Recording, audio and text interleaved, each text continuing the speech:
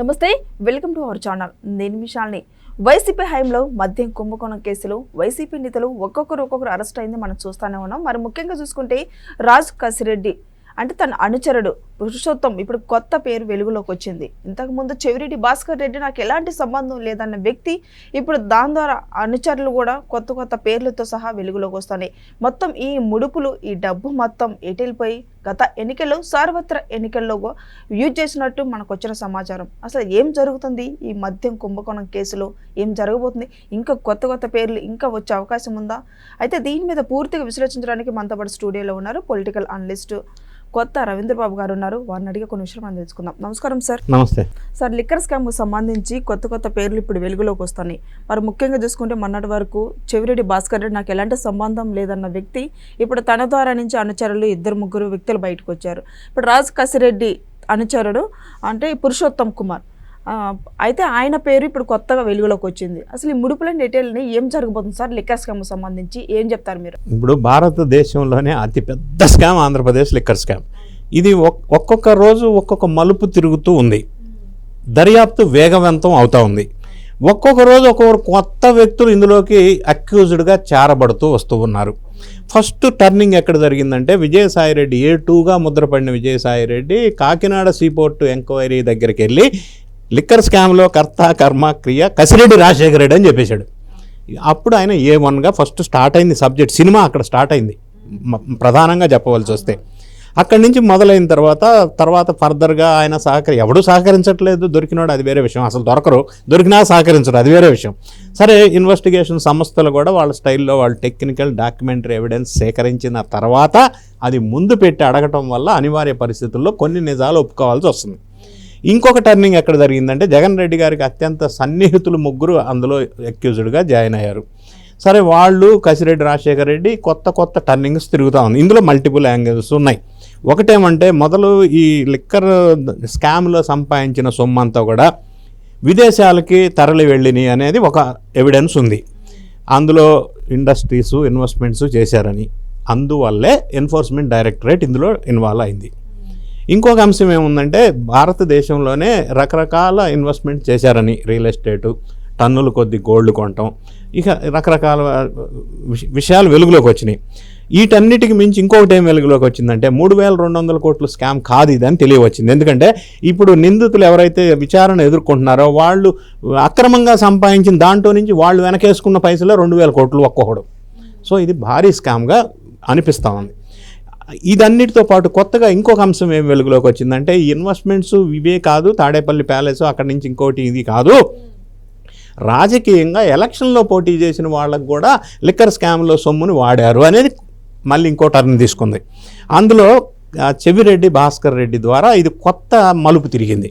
చెవిరెడ్డి భాస్కర్ రెడ్డికి లిక్కర్ స్కామ్లో సంబంధించిన కసిరెడ్డి రాజశేఖర రెడ్డి ద్వారా పెద్ద ఎత్తున అమౌంట్ దశల వారీగా చెవిరెడ్డి భాస్కర్ రెడ్డికి సంబంధించిన AR కానిస్టేబుల్ గిరి ద్వారా చెవిరెడ్డి భాస్కర్ రెడ్డికి చేరింది.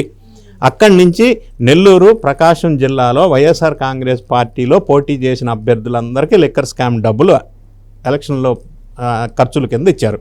ఒక్కొక్కరికి 20 కోట్లు, 30 కోట్లు, 50 కోట్లు, 100 కోట్లు డిపెండింగ్ ఆన్ ద క్యాండిడేట్. ఇందులో ప్రధానంగా ఇంకొకటి వెలుగులోకి వచ్చింది ఏంటంటే కావలిలో మాజీ ఎమ్మెల్యేగా రామరెడ్డి ప్రతాప్ కుమార్ రెడ్డి ఒక అతను పేరు వెలుగులోకి వచ్చింది. దాంతోపాటుగా ఈ డబ్బు ఎవరికైతే అందినాయో వాళ్ళ పేర్లన్నీ బయటకు వచ్చేసినాయి. ఏ కారులో వెళ్ళినాయి, ఎవరు తీసుకెళ్లారు, ఎవరిచ్చారు, ఎప్పుడిచ్చారు, ఎక్కడిచ్చారు అన్ని ప్రూఫ్స్తో సహా వెలుగులోకి వస్తున్నప్పుడు ఇప్పుడు వాళ్ళు భయభ్రాంతులకు లోనవుతున్నారు. ఈ ఎలక్షన్లో ఓడిపోయారు, ఈ డబ్బులు వల్ల వాడటం వల్ల ఈ స్కామ్లో ఇరుక్కుంటే మళ్ళీ జైలు జీవితం తప్పదు కదా, ఎందుకు వచ్చిన తిప్పలో అప్రూవర్గా మారితే ఎలా ఉంటుందని ఒక సంచలనమైన బలవంతమైన నిర్ణయం తీసుకునే అవకాశం కనిపిస్తుందని ఇప్పుడు వెలుగులోకి వస్తున్నాయి. ఇది ఒక పార్ట్ అయితే చెవిరెడ్డి భాస్కర్ రెడ్డి అనుచరులు బాలాజీ, నవీన్ అని మళ్ళీ 2 వెలుగులోకి వచ్చారు. వాళ్ళు కీలక పాత్ర పోషించారు. వాళ్ళని తీసుకొచ్చి విచారణకు తీసుకొచ్చినప్పుడు వాళ్ళు గుంటూరు జైల్లో పెట్టినప్పుడు చెవిరెడ్డి భాస్కర్ రెడ్డి విజయవాడ జైల్లో రచ్చ చేశాడు, గోల చేశాడు. అవును, మానసిక స్థితి సరిగా లేనట్టు ప్రవర్తించాడు. తన్నటం, తిట్టడం, గోల చేశాడు. ఎవరిని వదిలిపెట్టనన్నాడు. మరి ఆయనకి ఎందుకు అంత ఆందోళన, టెన్షన్, ఫ్రస్ట్రేషన్ వచ్చిందో వీళ్ళిద్దరిని తీసుకొచ్చి గుంటూరు జైల్లో పెట్టడం వల్ల ఎందుకు ఇట్లా ఆందోళన చేస్తున్నారో అర్థం కాదు. ఇదొక పార్ట్ అయితే కసిరెడ్డి రాజశేఖర రెడ్డికి సంబంధించిన చాణిక్య, దిలీప్ బెయిల్ పిటిషన్ కొట్టివేశారు. ఇదొక కొత్త మలుపు, ఇంకొక మలుపు.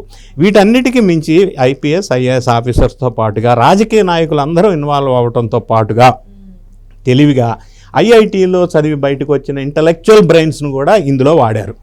కసిరెడ్డి రాజశేఖర రెడ్డి ద్వారా ఈశ్వర్ కిరణ్ కుమార్ రెడ్డి ఐఐటి ఖరగ్పూర్లో చదివి బయటకు వచ్చిన తర్వాత 2015లో డీకాట్ లాజిస్టిక్స్ అనే స్టార్టప్ కంపెనీని పెట్టుకొని ప్రశాంతంగా బతుకుతున్న ఐఐటి అన్ని లిక్కర్ స్కామ్లో ఇరికించేశారు. ఆయన ద్వారా ప్రణయ్ ప్రకాష్ అని ఇంకొక అతన్ని ఇరికించేశారు. ఆయన ఐఐటి చెన్నై. ప్రణయ్ ప్రకాష్ రోల్ ఏంటంటే ల్యాండ్ మార్క్ అపార్ట్మెంట్స్ విజయవాడలో తాడేపల్లి ప్యాలెస్ దగ్గరగా ఉన్న అపార్ట్మెంట్ మొత్తం తీసుకొని దానికి సెక్యూరిటీ బందోబస్తు పెట్టి ఎవరిని రానియకుండా పానీయకుండా చేసి అదొక క్యాష్ గోడౌన్. ఆ గోడౌన్ హ్యాండిల్ చేసేది ప్రణయ్ ప్రకాష్ ఐఐటిఎన్ చెన్నై. సో అది హ్యాండ్ ఓవర్ చేశారు. అందులోకి ఎవరికి అనుమతి ఉండదు, ఒక చెవిరెడ్డి భాస్కర్ రెడ్డికి తప్ప.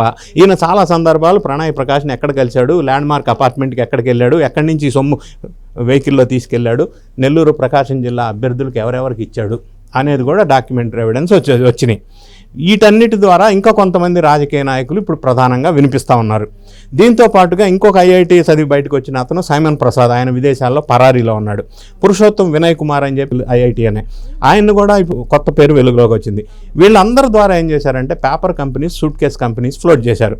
రకరకాల పేర్లతో కంపెనీ పెట్టడం, ఆ కంపెనీలోకి అమౌంట్ వెళ్ళటం, దాని నుంచి ఎవరికి వెళ్ళాలో వాళ్ళకి. అంటే కుబేరా సినిమాలో ఎట్లాగైతే ఒక అవినీతి సొమ్ము ఒక రాజకీయ నాయకుడికి వెళ్ళాలి అంటే కుబేరా సినిమా ఈ మధ్య రిలీజ్ అయిన దాంట్లో ఏం చేస్తారంటే బెగ్గర్స్ రూపంలో కంపెనీలు ఫ్లోట్ చేపించి ఆ కంపెనీలకు అమౌంట్ వెళ్ళి అక్కడి నుంచి అసలు బాస్కి వెళ్తే తర్వాత వాళ్ళు సాక్ష్యం ఉండకూడదని వాళ్ళని చంపేస్తారు. అది కుబేర సినిమా.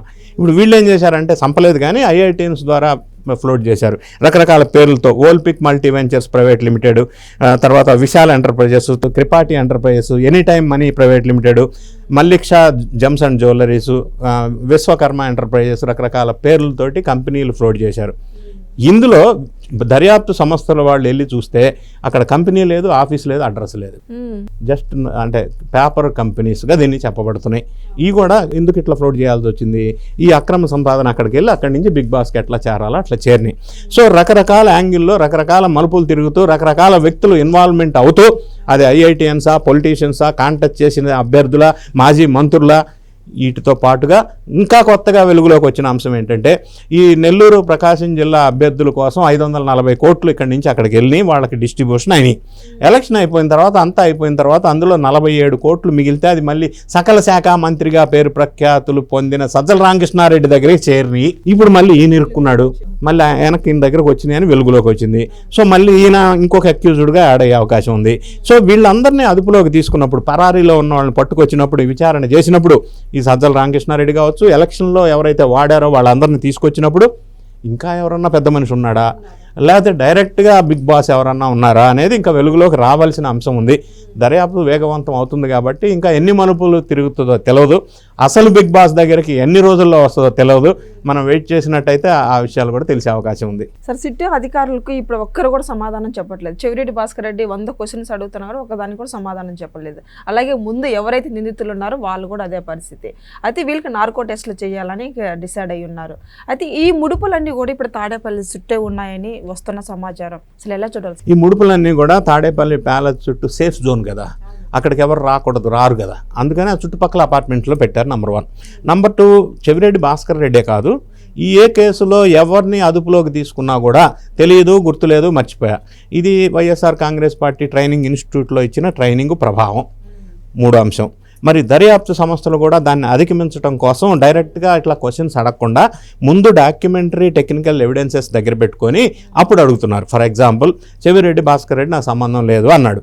ఇప్పుడు వీళ్ళు ఏం చేశారు, దర్యాప్తు సంస్థలు ఏ వ్యక్తి చెవిరెడ్డి భాస్కర్ రెడ్డికి సంబంధించిన ఏ కారు నంబరు, ఏ రోజు, ఎక్కడ, వాళ్ళ డ్రైవరు ఎట్లా ఇచ్చాడు, అక్కడి నుంచి ఎక్కడికి మూవ్ అయింది, ఎక్కడ డంప్ చేశారు, ఎక్కడ స్టోర్ చేశారు, ఎవరికి ఇచ్చారు, వెహికల్ నంబరు, డేటు, టైంతో చెప్తూ అడగటం వల్ల తప్పనిసరి పరిస్థితుల్లో నిజాలని వెలుగులోకి వచ్చినాయి ఇప్పటి వరకు. సో వీళ్ళు సహకరించట్లేదు కాబట్టి దర్యాప్తు సంస్థలకి మిగిలిన ఇంకొక ఆప్షన్ ఏంటంటే లైట్ డిటెక్టర్ టెస్ట్, నార్కో టెస్టులు చేయాలి. చేస్తే అది తప్పనిసరి పరిస్థితుల్లో వెలుగు. కాకపోతే సబ్జెక్టు కండిషన్ ఏంటంటే దానికి కోర్టు అప్రూవల్ ఉంటేనే చేయాలి. సో వాళ్ళు ఇక అంతిమంగా లాస్ట్ ఆప్షన్గా దర్యాప్తు సంస్థ చేయవలసింది ఏంటంటే పూర్తిగా వెలుగులోకి రానప్పుడు కోర్టు పర్మిషన్ తీసుకొని లైట్ డిటెక్టర్ టెస్టులు చేస్తే ఇంకా అసలు విషయం వెలుగులోకి వస్తుంది. అప్పుడు ఇంకా పెద్ద మనుషుల పేర్లు వస్తాయా, అసలు బాస్ పేరు వస్తుందో చూడాలి. సో ఇదండి లిక్కర్ స్కామ్ సంబంధించి ఇంకా కొత్త కొత్త పేర్లు అయితే వెలుగులోకి వస్తున్నాయి. నెక్స్ట్ ఇంకా లిక్కర్ స్కామ్ సంబంధించి ఏం జరుగుతుందో తెలుసుకోబోయింది అంటే తర్వాత నెక్స్ట్ వీడియోలో అయితే తెలుసుకుందాం. Thank you sir. Thank you.